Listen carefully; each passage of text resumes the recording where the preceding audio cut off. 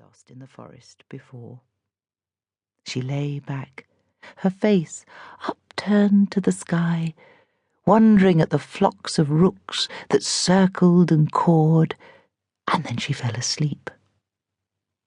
It was a cry that woke the woodcutter's wife, a thin, plaintive, hungry cry, a sad, abandoned baby's cry.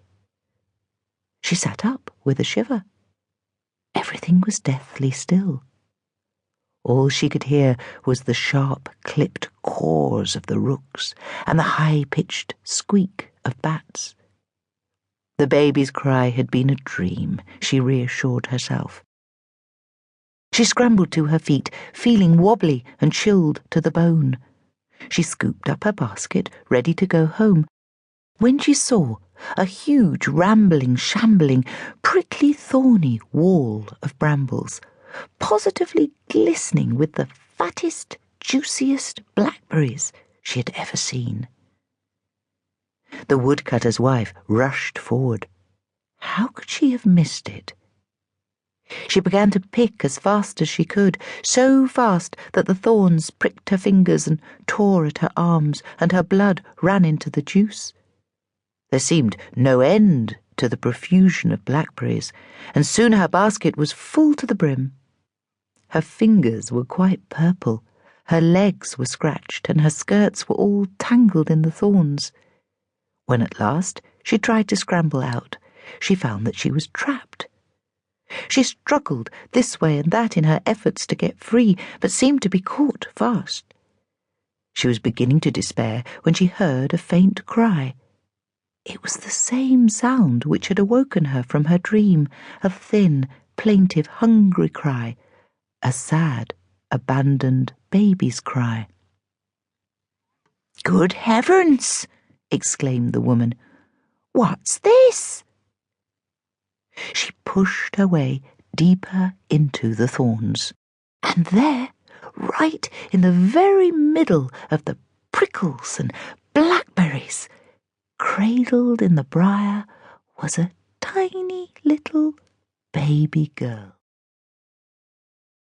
Her skin was as black as midnight, her lips like crushed damsons, and her tightly curled hair shone like threads of black gold.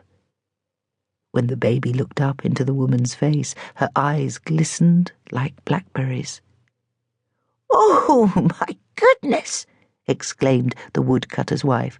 "You poor little thing!" And she scooped up the infant and popped her into her large apron pocket. Miraculously, the thorns didn't scratch her as she turned to find her way out, and the brambles seemed to part as she backed unhindered into the open. Although she looked about her and even called out, no one appeared to claim the child.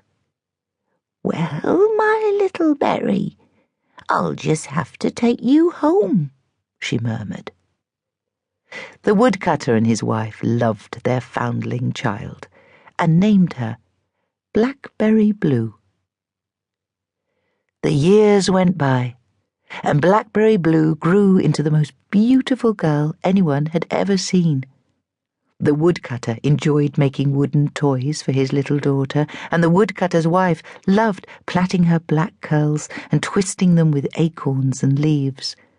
And Blackberry Blue grew up the happiest of children, so loved and nurtured, becoming more lovely with every day that passed. Each year, the woodcutter's wife took Blackberry Blue back to the great bramble patch where she had found her, and, as if to say thank you, the brambly bush was always covered in blackberries, which they collected till their baskets were overflowing.